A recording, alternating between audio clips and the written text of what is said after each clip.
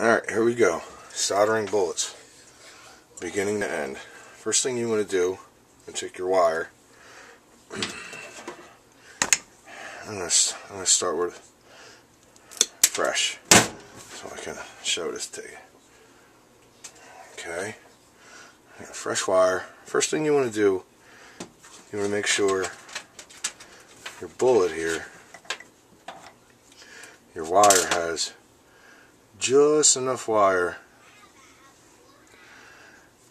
to fit down there and touch the bottom. You want that electrical connection at the bottom. So what you'll do is just strip a little bit of wire.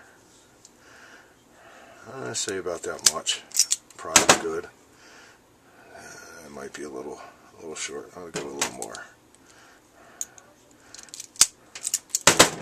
That'll be plenty. Test fit it. Make sure it goes all the way to the bottom. And it does. As you can see, there's a little bit of silver exposed there. So, I'll cut that off. Just a hair.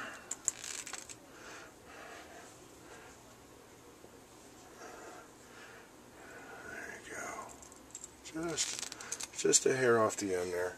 I just wanted to touch the bottom so that the wire makes the electrical connection. Now, 10 or 12 gauge wire is all that fits in the back of a 4mm bullet.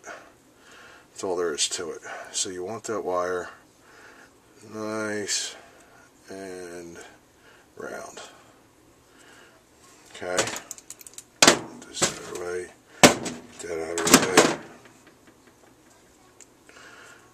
Nice and round, so that after you get it tinned up, it'll slide in there real nice. I'll take my iron.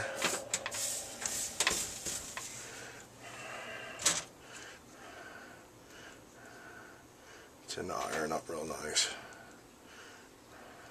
Nice smooth surface. And I like to use that as a holder.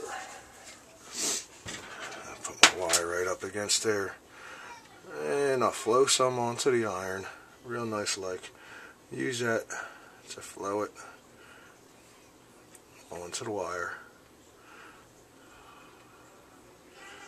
and drag that heat right back and let it pull the heat through. Turn, drag the heat. I get a nice tin surface where the solder covers the entire surface, but you can still see a little bit of wire. Make sure it's nice and round. And I'll re-tin, re-clean the iron, turn it off. It's done. She's off and unplugged for cooling down. And make sure the wire still fits in there real nice like, and it bottoms out. That's exactly what we want to make that connection. Now what I'll do, and I like to use vice grips because it keeps things nice and steady. I could use a third hand with these, but a gentle, very gentle, just use there, right there. Touch with the vice grips will do it. And I'll take, I don't know, this is 0.032 diameter wire. Nice and thin. So take a nice decent length here. Maybe 1.5 inches. And that should give me plenty of solder and flux for one bullet. And I'll just ball it up nice like, just like this. Jam it inside the bullet.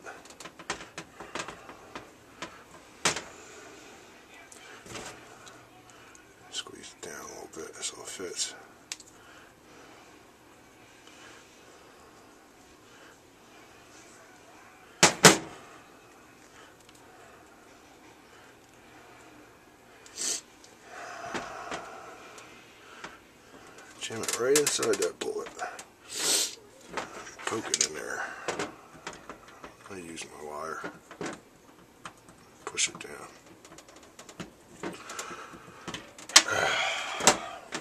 And all I'm going to do, I'm going to take a torch lighter.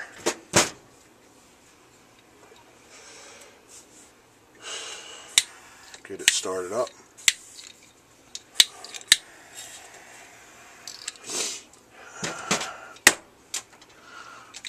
I'll keep that torch on there, right about in the middle of the bullet, so that the heat wants to draw down. Right until that melts, shove that in there, make sure it bottoms out. A little more heat for another second, let that melt, keep the pressure down, and then cool the whole thing off. Bang, just like that. Alright, that fast, it's soldered, it's connected, cool to the touch. Take my little grips here, and about that long. Bang. I don't care that that's crooked, it's just for demonstration purposes. And I'll put that over there, heat it down on one side, heat it down the other side, 1, 2, 3, 4, whatever, just a few strokes.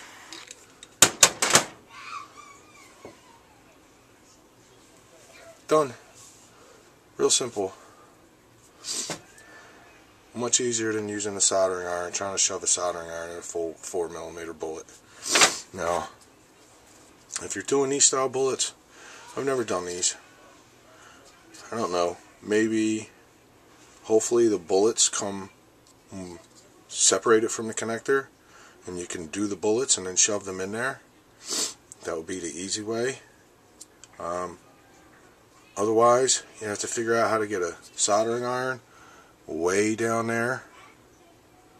And personally, I'm just not interested in that. I'd much rather take a male and a female bullet, if I had to, and put my connectors on like that and polarize them. But that's great. It works just fine. Very simple, very fast, very effective, very easy. Very, very easy. You don't get an easier way to do it.